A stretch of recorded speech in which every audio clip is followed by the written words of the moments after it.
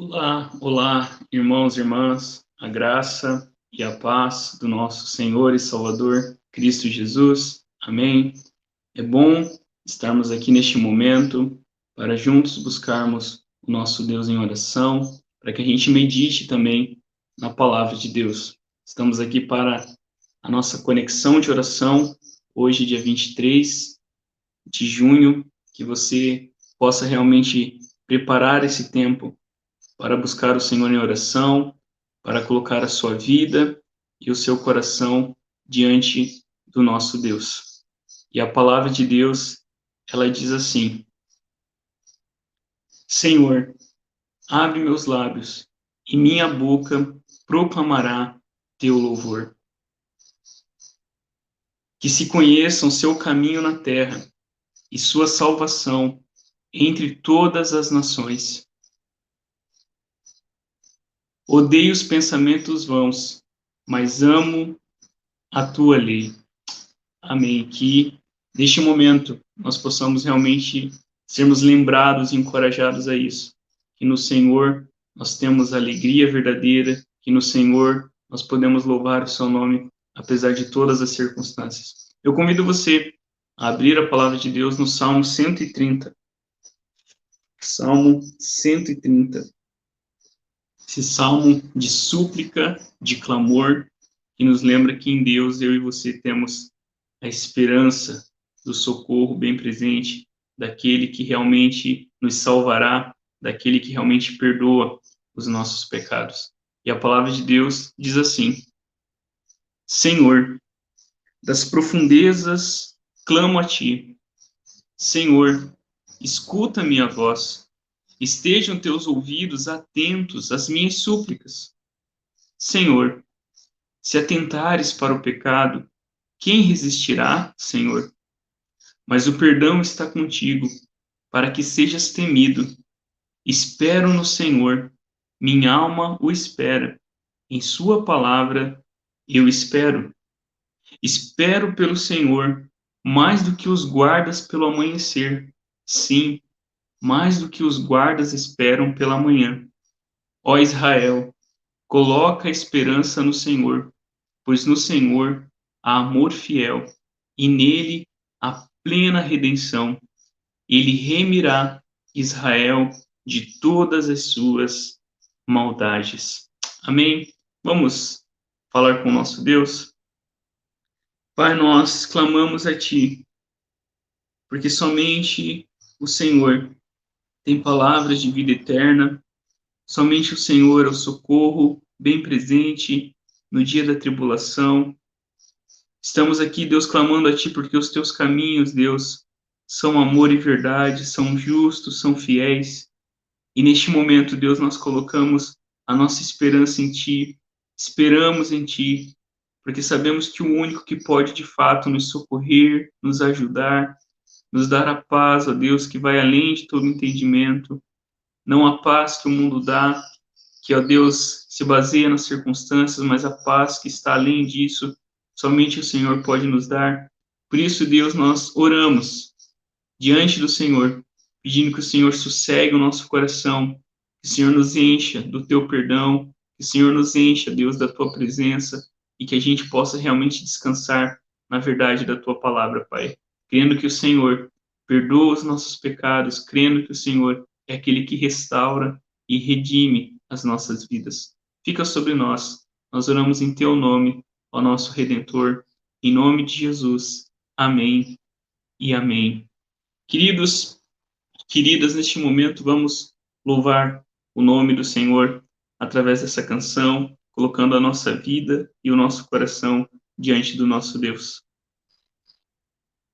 Amém. E este é o nosso Deus fiel, Deus de promessa, Deus que continua agindo nas nossas vidas. Queridos, nós vamos então continuar com o nosso estudo sobre as canções para peregrinos. Nós começamos na semana passada essa série que tem como objetivo a gente realmente refletir sobre esses 15 salmos que são conhecidos como, né, cânticos de peregrinação, cânticos de romagem, dos degraus, que eram os salmos que o povo de Deus, né, cantava enquanto caminhava em direção a Jerusalém, né, lembrando sempre do exílio e do retorno que o Senhor havia feito na vida deles. E como a gente tem feito, né, a gente começa com uma introdução, e eu quero lembrar vocês aqui da divisão do livro dos Salmos, que a gente viu na semana passada, que é feito em 5 livros, né? Então, dentro dos Salmos, esses 150 livros que nós temos na Palavra de Deus,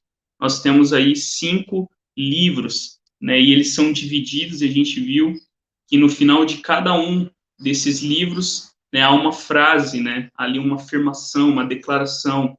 Bendito seja o Senhor, Deus de Israel, de eternidade a eternidade. Amém e amém. E a gente viu como que o último versículo do Salmo, conectado lá com Apocalipse 5, 13 e 14, revela o propósito, né, o objetivo, o fim de todas as coisas. Todo ser que respira, louve ao Senhor. Aleluia. A gente viu como o livro dos Salmos, né? Salmos quer dizer canções, poesias cantadas, né, louvores, e a gente viu como que o objetivo dos Salmos é realmente que a gente ore, que a gente cante, que a gente viva, que a gente encontre Deus enquanto estamos também na nossa caminhada como peregrinos. E esses 15 salmos, né, os salmos, os cânticos de peregrinação, né, eles existem para realmente fazer com que a gente, durante a nossa jornada, a nossa caminhada, encontre também coragem, apoio e direção, assim como o povo de Deus encontrou ao longo da história. Mas dentro disso, desses 5 livros que a gente sabe que existe aí dentro do livro dos Salmos, eu achei bacana o que um autor traz quando ele divide e ele vê um fluxo no livro dos Salmos e ele coloca desse jeito que está aí para gente. Né? O primeiro livro, do 1 ao 41, são salmos de confrontação.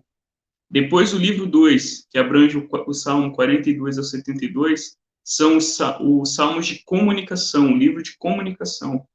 O livro 3, que é do Salmo 73 até o 89, é a devastação. Aí a gente vê que é nesses salmos que a gente vê vários lamentos, né, salmos também de desespero. O livro 4, que abrange do 90 ao 106, são salmos de amadurecimento. E o livro 5, que encerra, né, esses últimos 44 salmos, são salmos de consumação. E o autor, né, ele coloca assim para a gente sobre esse assunto. Sua narrativa, a narrativa dos salmos, move-se da confrontação nos Salmos 1 a 41, quando Davi encontra uma multidão de inimigos ao tentar estabelecer o reino do Senhor de justiça e paz, para a comunicação com as nações e povos estrangeiros, com o uso de Elohim como nome de Deus em vez de Yahvé. Isso levou à devastação do povo por sua falta de fé, como descrito nos 17 salmos do livro 3. O livro 4, né, que abrange os salmos 90 e 106, tem em seu centro os salmos de Yahvé Malak, né, o Senhor é rei, né, que antecipam o rejuvenescimento do reinado de Yahvé no amadurecimento do plano de Deus, no fluir da teologia e da narrativa dos salmos. Finalmente, o livro 5, né, o quinto livro, compreende os últimos 44 salmos do Saltério, dá-nos a consumação do fluir dos salmos. Né? Quem abrange dessa forma esse fluxo é esse autor, Palmer Robertson, e eu achei muito bacana até para a gente memorizar. Então, quando a gente pensa ali confrontação, comunicação, devastação, amadurecimento e consumação, nós vemos como o livro dos Salmos abrange toda essa realidade, né, tudo isso que aconteceu ao longo da história do povo de Deus. Também uma outra coisa para a gente sempre ter em mente quando a gente lê os Salmos, quando a gente medita nos Salmos, quando a gente estuda o livro dos Salmos, a gente falou um pouquinho disso semana passada, são os pilares poéticos, né? A gente pode dizer que são tipo como se fosse um portal, e o Salmo 1 e o Salmo 2 são os pilares, as colunas desse portal. E o autor diz assim: de importância primordial na estrutura do saltério estão os dois pilares poéticos que escoltam o leitor para o templo do livro dos Salmos, Salmo 1 e Salmo 2. Tomados em conjunto, esses dois salmos muito breves antecipam grandes temas que permeiam todos os 5 livros. Entre esses temas está o contraste entre os justos e os ímpios, que são julgados com base em sua resposta à Torá, revelada de Deus, a lei, o ensino, a instrução do Senhor. O segundo tema principal, encontrado nesses 2 pilares poéticos, que corre por todo o livro de Salmos, é a pessoa do Messias de Deus, sua dinastia perpétua e sua habitação permanente. O que isso quer dizer? Quando a gente olha para o Salmo 1 e para o Salmo 2, eles são como que um portal que leva a gente a adentrar no livro dos Salmos. O Salmo 1 falando sobre a importância da Torá, da lei de Deus, né? Feliz o homem, bem-aventurado o homem, né, que medita na lei do Senhor dia e noite. E o Salmo 2, que é um salmo messiânico, né, que fala sobre o ungido do Senhor, que fala sobre o filho que foi gerado e que teria como possessão, como herança, todas as nações da terra. Então, quando a gente entra no livro dos Salmos, a gente não pode perder esses pilares de vista, essa porta de entrada que nos convida realmente a enxergar aquilo que Deus está fazendo através desse livro. E eu coloquei para você também alguns temas aí que permeiam o livro dos Salmos, né? Por exemplo, a gente vê a luta do justo contra o ímpio, em muitos salmos isso é retratado, as glórias de Deus em seu conhecimento, poder, fidelidade e graça. Né? O livro dos Salmos, né, são canções que exaltam, né, o conhecimento, o poder, a fidelidade, a graça de Deus. A gente vê também a criação de Deus e o seu cuidado providencial no mundo. Isso é muito presente no livro dos Salmos, mostrando um Deus pessoal, um Deus pactual, um Deus que age no seu mundo. A gente vê também o pecado da humanidade e o chamado ao arrependimento e à fé. Muitos salmos retratam o próprio pecado do povo de Israel, de Davi e de outros homens que caminharam com Deus e chama a gente ao arrependimento. Muitos salmos são salmos de confissão, são salmos, né, pedindo a misericórdia de Deus. Nós vemos também a necessidade, né, de redenção e perdão, conforme fornecidos pelo rei messiânico prometido. E por último, né, por penúltimo, a convocação de todos os povos para louvar e bendizer ao Senhor. E por último, a vinda do dia escatológico em que Deus exercerá o julgamento e seu povo redimido gritará: louvem ao Senhor, aleluia e louvado seja o Senhor. Então, todos esses temas permeiam, estão presentes no livro do Salmo. A gente, né, se lembra aquilo que a gente viu semana passada, quando Lutero disse que, né, o livro dos Salmos é como uma pequena Bíblia, né, uma miniatura da Bíblia, porque todas as verdades, todo o ensino da Escritura está ali presente.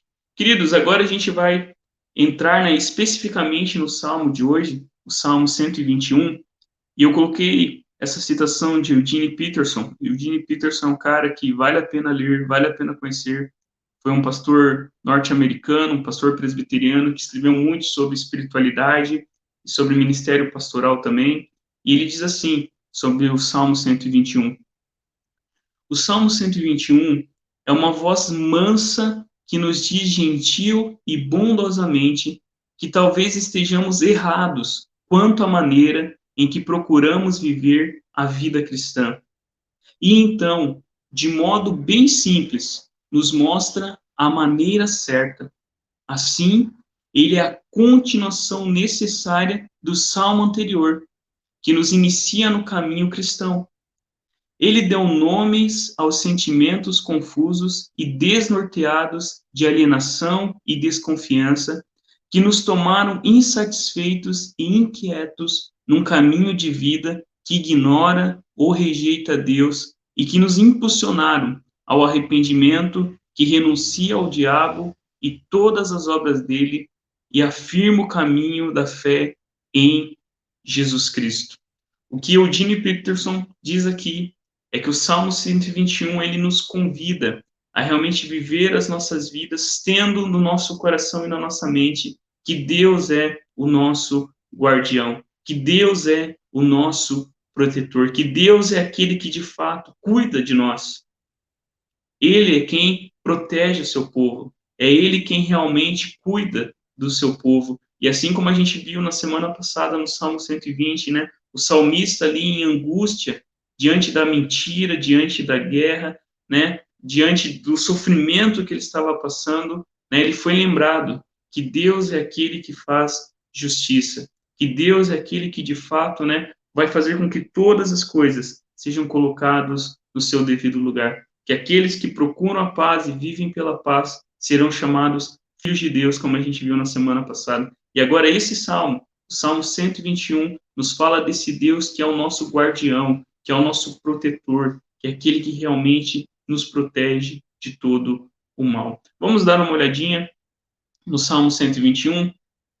Olha aí o que o Salmo 121 nos diz.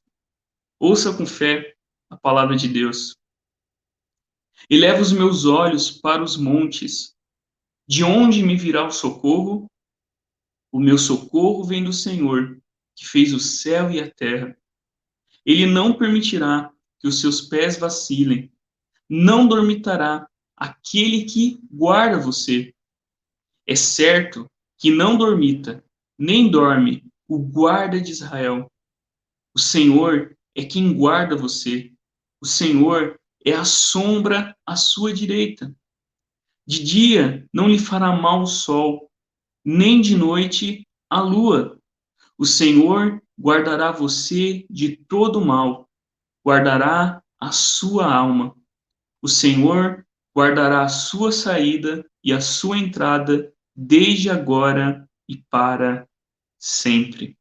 Observem, nesse salmo, eu destaquei ali, que por 6 vezes aparece a palavra guarda, guardará.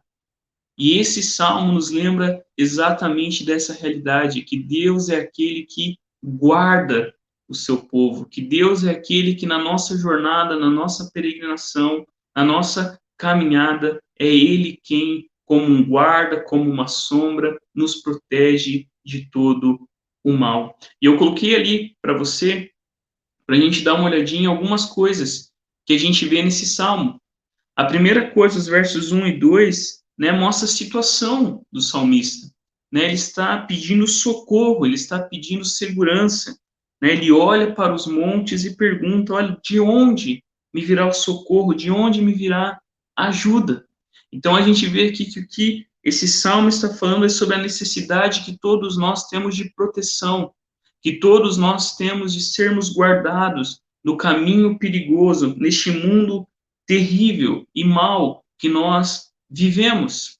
E o autor começa dizendo, olha, eu olho para os montes e pergunto, de onde me virá o socorro? Essa figura de monte aqui, como alguns autores estudiosos colocam, seria como se o autor começasse olhando para a criação, ou olhando até mesmo para o alto dos montes, aonde estavam os templos dos deuses pagãos, como se lá ele pudesse encontrar, de alguma forma, ajuda, auxílio, proteção para a sua vida. Ele olha para os montes e pergunta, da onde me virá o socorro? E ele percebe que dos homens e deste mundo não pode vir o seu socorro. Monte aqui pode significar também, e tem talvez esse sentido, porque Jerusalém também ficava no monte, né? Seria o sentimento do autor, do salmista, de olhar para o monte e se lembrar que o seu socorro só poderia vir do único que poderia ser o seu protetor. Ele olha para os montes e ele pergunta, de onde me virá o socorro? Quem poderá me ajudar? Quem poderá me defender? E o que a gente aprende aqui, nesse comecinho do Salmo, é que nada neste mundo, nem ninguém neste mundo pode dar a nós a proteção que somente Deus pode nos dar.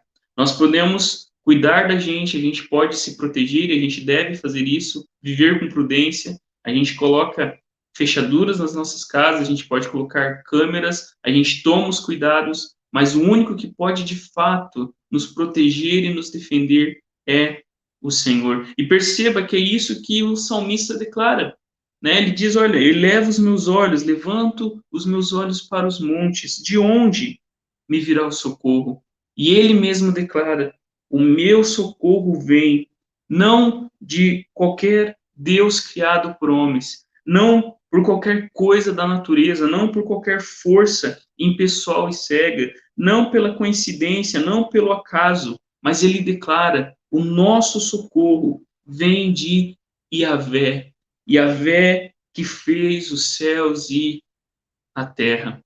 Isso, queridos, é muito forte no livro dos Salmos, essa realidade de que eu e você pertencemos a um Deus pessoal. Yahvé aqui é o Senhor do pacto, é o Senhor da aliança, e nós vemos isso por toda a Escritura, e é esse Deus que é apresentado no livro dos Salmos. O salmista então declara: olha, o meu socorro vem do Senhor que fez os céus e a terra. O meu socorro não vem de qualquer criatura, não vem de qualquer poder deste mundo. O meu socorro não vem de nada deste mundo. O meu socorro vem tão somente daquele que criou todas essas coisas, o Criador dos céus e da terra. Além de lembrarmos desse Deus de aliança, o autor, o salmista, também lembra que esse Deus é poderoso, que esse Deus é Criador, que esse Deus que criou os céus e a terra, e céus e terras, que abrange toda a criação, todo o mundo, tudo que existe, na mentalidade dos hebreus, dos judeus, era esse sentido, céus e terra, tudo que existe, tudo, foi criado, né, por esse Deus de aliança e amoroso. E isso faz com que o salmista se lembre que o seu socorro só poderia ser encontrado no único que poderia ser o seu socorro. Não é assim que a gente começa o credo apostólico? Nós cremos em Deus Pai Todo-Poderoso, Criador dos céus e da terra. O Deus que nós cremos, o Deus que nós servimos, o Deus que nós conhecemos, o Deus que nós confessamos, é um Deus que é Pai, cheio de amor e cuidado, e Ele é todo-poderoso. E isso se mostrou nas suas obras da criação, como Criador dos céus e da terra. Mas continuemos no texto. Os versos 3 e 4, o salmista então fala sobre como se ele estivesse numa caminhada, como se ele estivesse caminhando, porque ele diz: olha, ele, o Senhor, Yahvé, não deixará que você tropece na caminhada. Aquele que o protege não pisca, não cochilará. É isso que o salmista está dizendo, que este Deus, Criador, Deus de aliança, ele não deixará que você tropece, ele não deixará que você caia na caminhada. E o salmista que usa uma linguagem, olha, aquele que te protege, ele não pisca, ele não cochila, ele não dormita, ele nem sequer por um segundo tira os olhos de você. A gente, por exemplo, lembra daquele episódio quando Elias confronta os profetas de Baal, e eles ficam ali o dia inteiro gritando e clamando e até mesmo se mutilando para que Baal aparecesse e fizesse surgir fogo sobre o altar. E a gente vê Elias confrontando e zombando daqueles profetas. Olha, gritem mais alto, né? Talvez ele está dormindo, talvez ele saiu para viajar, talvez ele está ocupado fazendo outra coisa. E o que o salmista revela aqui é que o nosso Deus, o Deus de Israel, nem por um segundo, nem por um momento, ele tira os olhos de cada um de nós. O que o salmista fala aqui é sobre a realidade de que o Deus da Escritura, o Deus revelado em Jesus Cristo, se por um segundo sequer, por um milésimo de segundo, tirasse os seus olhos de nós, este mundo sucumbiria, esse mundo não permaneceria. E o que o salmista fala aqui, ele traz essa realidade que o nosso Deus, ele não dorme, que o nosso Deus nem sequer ele pisca, ele não cochila, ele não erra, ele não nos esquece. É essa certeza que o salmista tem. Enquanto ele está no caminho, e nesse caminho ele encontraria, sim, coisas que talvez o fariam tropeçar, mas ele se lembra que Deus, Yahvé, é aquele que protege, que cuida, que ampara, que está com ele como um abrigo. Esse Deus, nem por um segundo, tira os olhos do seu povo. E quando a gente pensa na história de Israel, porque ele continua ali no texto, no verso 4, ele vai dizer que ele é o guarda de Israel, que ele não pisca, ele não cochila, ele não dorme. E quando ele fala aqui de guarda de Israel, a gente vê essa realidade por toda a Escritura. Deus, ele protegeu o seu povo. Deus é aquele que realmente foi como um guarda do seu povo, seja, né, os patriarcas, seja o povo de Deus, seja, né, no período, né, de juízes, da conquista da terra de Canaã, seja no período dos reis, a gente vê Deus como aquele que é o guardião do seu povo, aquele que é o protetor do seu povo. E quantas vezes a gente está estudando o livro de Josué domingo de manhã, quantas vezes a gente vê Deus lutando pelo seu povo, Deus protegendo o seu povo, Deus realmente fazendo com que o seu povo tivesse vitórias. Por quê? Porque Deus é o guarda de Israel. Vários salmos exaltam a proteção que nós temos em Deus. Deus é aquele que cuida do seu povo. Deus, de fato, é aquele que a cada dia tem cuidado das nossas vidas. E é isso que o salmista está dizendo aqui quando ele diz, olha, ele é o guarda de Israel, ele é o protetor de Israel contra todo o mal. Mas veja aí no texto, os versos 5 e 6, o autor ainda enaltece e confirma que Deus é aquele que guarda você. E o autor ele faz o uso de uma figura como uma sombra, né? E ele fala de dia e de noite. E ele coloca, né, o sol, né, não te fará mal e nem a lua de noite. E aqui nessa figura, nesse uso dessa linguagem, o que o salmista está dizendo é que Deus está ao nosso lado, que Deus está conosco, que nada pode fazer com que a gente se esqueça disso, que Deus está cuidando de nós. Pense, por exemplo, no Salmo 139, quando ele diz que Deus é aquele que nos conhece, né, e Ele está ao nosso redor, Ele está em volta de nós, e isso traz para nós segurança e temor. Segurança, a certeza, né, de que Deus é aquele que está conosco, nos protegendo, nos livrando de tantos maus que a gente nem imagina.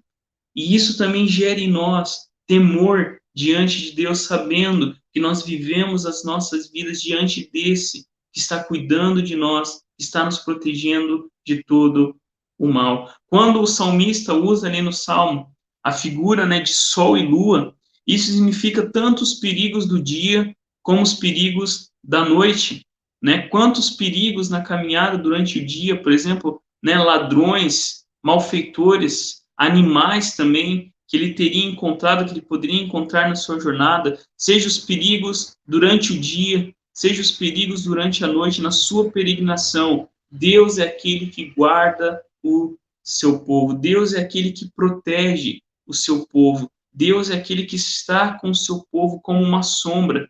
E aqui, quando a gente pensa nessa ideia de sombra, a gente lembra da história do povo de Israel. Né? Quando Deus libertou o seu povo do Egito, né, durante o dia, o Senhor era como uma nuvem, né, protegendo o seu povo do sol, né, do perigo do sol. Imagine se no deserto a gente sabe que as temperaturas são extremas, ou é muito, muito quente, ou é muito, muito frio. E durante o dia, Deus protegia o seu povo com uma nuvem, para que eles pudessem realmente ser protegidos, para que eles pudessem realmente, na sua caminhada, verem o cuidado do Senhor, a proteção do Senhor. E durante a noite ainda o Senhor era como uma coluna de fogo que aquecia eles do frio e ainda guiava eles em sua caminhada. Esse é o Deus que a Escritura apresenta, um Deus que protege o seu povo, um Deus que guarda as nossas vidas, um Deus que caminha conosco, e a gente vê isso de maneira extraordinária em Jesus Cristo. Deus não guarda a gente, né, de forma distante, mas Deus guarda a gente vindo até nós, morrendo na cruz, para que hoje, quando nós levantássemos os nossos olhos agora para a cruz de Jesus Cristo, a gente pudesse declarar: é desse Deus que morreu na cruz que vem o meu socorro. É esse Deus que é Criador e Redentor que vem o nosso socorro. Mas também, como alguns estudiosos colocam, né, Sol e Lua eram vistos também como divindades. Sol e Lua, até mesmo na criação, Deus coloca eles como governadores, né, do dia e da noite. E Sol e Lua que pode nos lembrar também que nenhum Deus, né, pagão, que nenhuma entidade, que nenhuma divindade, que naquele período haviam muitos adoradores do sol e da lua, nenhum deles faria mal ao povo de Deus, porque Deus é quem guarda o seu povo. Eles não precisariam se voltar para esses deuses que eram incentivados. Lembre-se do período de idolatria, né? Lembre-se das tentações que Israel tinha de servir vários deuses, né? Deuses da terra, deuses da guerra, tantos deuses, né, que queriam colocar o Deus de Israel de canto, dizendo, não, o Deus de Israel é bom para enquanto vocês estão no deserto, agora aqui na cidade nós temos os nossos deuses, né? E o povo aqui é lembrado que sol e lua, seja, né, a própria criação, ou seja, as entidades, nada disso poderia fazer mal ao povo de Deus, porque Deus é quem guarda o seu povo. E aí, entre o 7 e o 8, nós vemos, né, que ele diz que o Senhor é aquele que nos guarda de todo mal, e que ele guardaria a nossa alma, ele protegeria a nossa vida. E no verso 8, ele termina dizendo que Deus é quem guarda tudo o que nós fazemos, desde a nossa entrada até a nossa saída. Ou seja, Deus é quem nos guarda de todo mal, Deus é quem guarda a nossa alma, a nossa vida, seja a nossa saída ou seja a nossa entrada, seja o começo da nossa vida ou seja o fim da nossa vida. Deus sempre está guardando o seu povo. Essa ideia de seja na sua saída ou seja na entrada também representa a ideia, né, de exílio e retorno, né, das peregrinações que o povo de Deus tinha e viveu em muitos períodos, e eles eram lembrados, seja na sua saída, ou seja na sua entrada, seja enquanto você está no caminho, ou quando você chega, Deus é quem guarda você desde agora e para sempre. Queridos, essa é a certeza que eu e você temos. Diante dos tempos maus, diante das circunstâncias difíceis, é Deus quem nos guarda, é Deus quem nos protege, é Deus que realmente cuida do seu povo. E essa é a confiança que eu e você temos, que Deus é fiel e Ele nos guardará até o fim. Nós não sabemos, né, o que nos aguarda, né, se são coisas boas ou se são coisas ruins. Né? Pense, por exemplo, na vida do apóstolo Paulo, porque quando a gente olha para esses salmos, a gente acha que o salmo quer dizer que a gente nunca vai passar por nada de difícil, e não é essa a realidade. Olhamos para Jesus, olhamos para o apóstolo Paulo, e o próprio apóstolo Paulo, né, diante de tudo o que ele havia vivido, ele declarava, mas eu sei em quem tenho crido, e eu sei que é poderoso para guardar o meu tesouro até o dia final. Não importam as circunstâncias, o que importa é que Deus está do nosso lado. Ele jamais nos abandona, ele jamais nos deixa. Ele é quem protege o nosso coração, a nossa vida e a nossa mente. É ele quem nos guarda até o fim. É isso que o salmista declara nesse salmo, lembrando a cada um de nós hoje, no século 21, diante desse tempo difícil, né, seja o tempo difícil geral, a pandemia que a gente está vivendo, com tantas pessoas morrendo, com tantas pessoas perto da gente sendo atingidas por isso, ou seja, nas nossas lutas e batalhas diárias, Deus guarda você, Deus protege você, mesmo quando as circunstâncias ruins te atingem, Deus está com você. Ele é o seu guardião, ele é o seu protetor, e eu e você podemos descansar nessa realidade. Como um autor colocou, o Salmo 121 é para todos os efeitos uma exposição desta única frase da bênção sacerdotal: e te guarde. Yahvé é aquele que te guarda. Ele é o guarda de Israel. Ele é quem te guarda. Ele te guardará de todo mal e guardará a tua alma. Yahvé guardará a tua saída e a tua entrada desde agora e para sempre. 6 vezes em 5 versos, o salmista usa a mesma palavra-chave de número 624 para afirmar que o Senhor guarda o seu povo. Não é assim? Toda vez que nós oramos e abençoamos, que o Senhor te abençoe e te guarde, que o Senhor tenha misericórdia de ti, que o Senhor sobre ti levante o seu rosto e te dê a paz. Quando as circunstâncias difíceis vierem, se lembre disso, que Deus está com seu rosto levantado para ti por causa de Jesus. E não é assim que a gente vê o próprio Jesus orando na sua oração sacerdotal? Olha o que Jesus ora pelos seus discípulos. Agora deixo este mundo. Eles ficam aqui, mas eu vou para a tua presença. Pai Santo, tu me deste teu nome. Agora, protege-os com o poder do teu nome, para que eles estejam unidos, assim como nós estamos. Durante meu tempo aqui com eles, eu os protegi com o poder do nome que me deste. Eu os guardei, de modo que nenhum deles se perdeu. A oração sacerdotal de Jesus nos lembra isso, que o Deus de Israel, o guarda de Israel, que é revelado em Jesus Cristo, é aquele que protege o seu povo até o fim. Amém? Vamos fazer juntos essa oração? Vela ao Senhor amado, pelos que trabalham, ou vigiam, ou choram esta noite. Ordena que teus anjos guardem os que dormem. Cuida dos enfermos. Cristo Senhor, dá repouso aos cansados. Abençoa os que estão perto da morte. Consola os que sofrem. Compadece-te dos aflitos. Defende os alegres.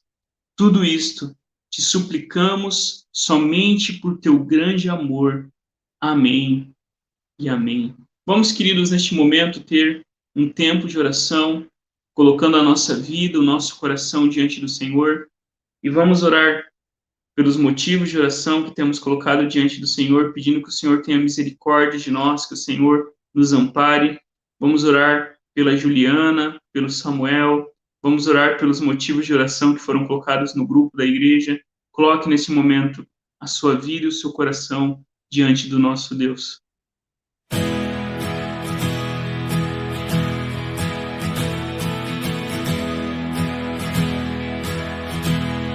No mundo busquei, mas não preencheu-me. Canções tão vazias, tesouros que um dia se consumarão. Então você veio e me trouxe pra perto. E todo desejo é satisfeito em seu amor.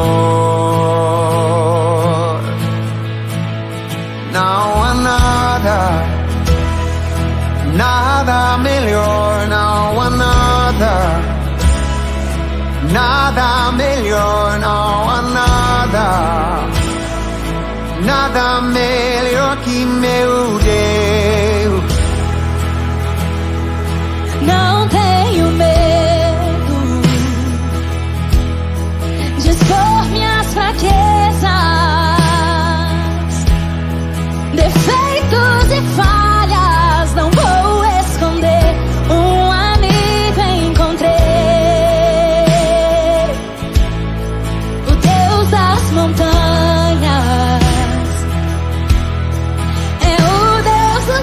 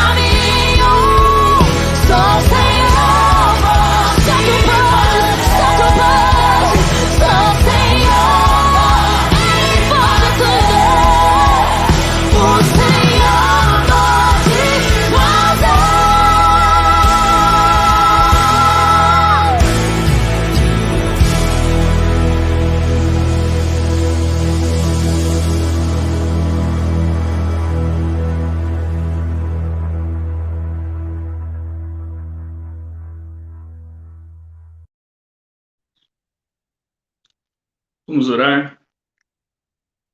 Senhor, nosso Deus, Pai de amor, de graça, de poder, nós colocamos, Deus, os nossos olhos em Ti, porque somente do Senhor vem o nosso socorro, vem a nossa proteção, vem o nosso auxílio. Para onde iremos, se só Tu tens as palavras de vida eterna? Para onde iremos, se só o Senhor tem a paz, a verdade, a alegria, o amor, a justiça que precisamos? E neste momento, Deus, nós colocamos diante do Senhor a nossa vida, o nosso coração, pedindo que o Senhor realmente renove em nós esta verdade, a verdade que o Senhor nos guarda, principalmente, Deus, quando aparentemente parece que estamos sozinhos, quando parece que o mal está triunfando, quando parece que a dor está nos vencendo. Nos lembra, Deus, que ainda que o nosso corpo possa, Deus, fraquejar, o nosso espírito é renovado em Ti. Ainda que as circunstâncias, Deus, sejam desfavoráveis, nós nos lembramos, Deus, que o Senhor é aquele que está conosco, que o Senhor triunfará sobre todas as coisas. Oramos, Pai, de maneira especial pelo Samuel, pedindo a Tua graça, a Tua misericórdia sobre a vida desse pequeno, Pai, que já lutou tanto. E nós confiamos em Ti, Deus. Cuida dele, abençoa ele, cura ele, que a Tua vontade seja feita e que o Senhor coloque-nos de joelho diante do Senhor. Ó Pai, em nome de Jesus, protege a Júlia, cuida do coração dela, a mente dela, a Alice, Pai, toda a família que neste momento está sofrendo com isso. Ó Deus, ampara com a Tua graça, com o Teu poder. Nós Te agradecemos, sabendo, Deus, que o Senhor é aquele que guarda, que sustenta, que protege o Teu povo. Fica sobre nós, fica, Deus, sobre cada filho e cada filha Tua, que neste momento está aqui conosco, que o Senhor possa realmente acolher as orações, as súplicas, e que a Tua vontade, Senhor, seja feita em todas as coisas. Fica sobre nós, nós oramos em Teu nome. Amém e amém. Faça junto comigo essa oração que diz assim: ó Senhor, faze com que tenhamos amor e reverência permanentes pelo Teu santo nome, pois nunca deixas de ajudar e guiar aos que tens estabelecido sob o firme fundamento da Tua bondade. Por Jesus Cristo, Teu Filho, nosso Senhor, que vive e reina contigo e com o Espírito Santo, um só Deus, agora e sempre. Amém e amém. Feche seus olhos. Deus eterno, justo juiz, Tu governas este mundo com verdade e graça. Inspira Teu povo a um louvor tão jubiloso que todas as nações proclamem a Tua glória e todos os joelhos se dobrem diante do Teu Filho, que é o nosso Senhor e Salvador, Jesus Cristo. Amém e amém. Queridos, que a graça do Senhor Jesus, que o amor de Deus e a sua proteção como guarda de Israel, e que a presença do Espírito, os dons e o fruto possam realmente florescer no nosso coração, agora e sempre. Amém e amém. Queridos e queridas, que o Senhor te abençoe e te guarde, que o Senhor levante o seu rosto sobre ti, tenha misericórdia de ti e te dê a paz. Fiquemos na paz de Jesus, que Deus te abençoe, em nome de Jesus, o nosso Senhor e Salvador. Amém e amém.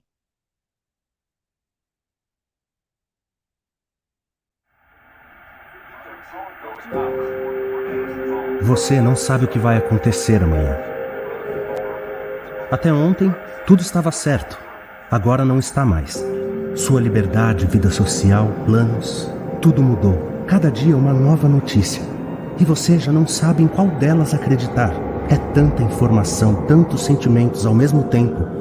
O medo te invade como um vírus. Mas não entre em desespero. Mesmo que o mundo não seja mais o mesmo. Mesmo que você não puder fazer nada por isso. Calma. Existe uma paz maior que o medo. Uma paz acessível, presente, que te ajuda a superar isso. Descubra essa paz. em Jesus.